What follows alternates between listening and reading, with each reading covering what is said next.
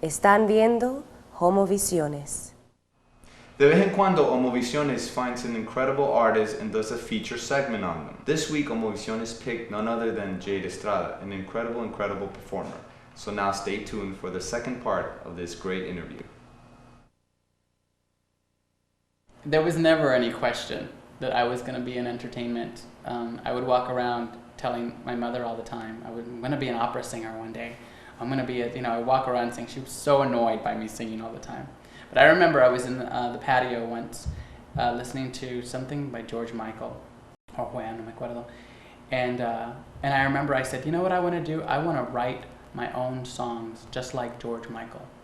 I remember that moment. It's very clear in my head when I did that moment. I remember Boy George and Duran Duran and all these people. I was just like, I like what they do, but I really like the idea of the composing and then be actually performing what you did. If you follow your heart and you perform what you love and what you truly believe in, that's success.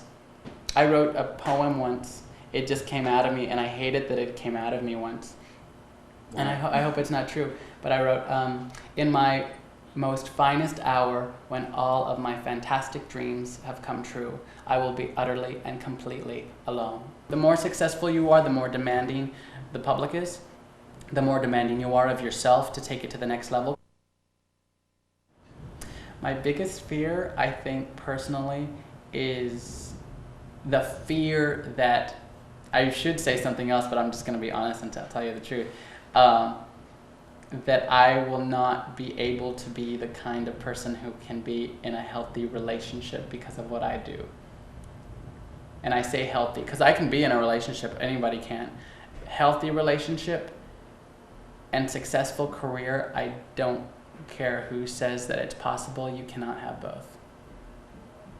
Write that down, you can't. I love the public so much. The feeling is incredible. Going home and having tacos and tortillas with your mother doesn't really compare to it. It's a different kind of love. And some people go, how sad? I'm like, you don't understand the love that these people can give you. I'm just doing what comes very natural to me. I'm very fortunate, I'm very lucky that I have, I'm in a position where people will know who I am and they'll come see my shows.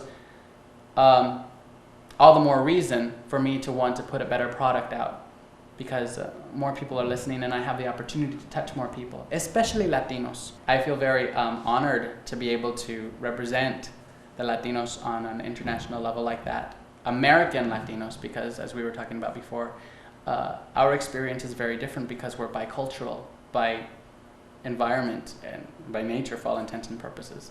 We speak Spanish on occasion, we understand it, we respond in English, all our parents usually speak Spanish to us. This is reality, you know?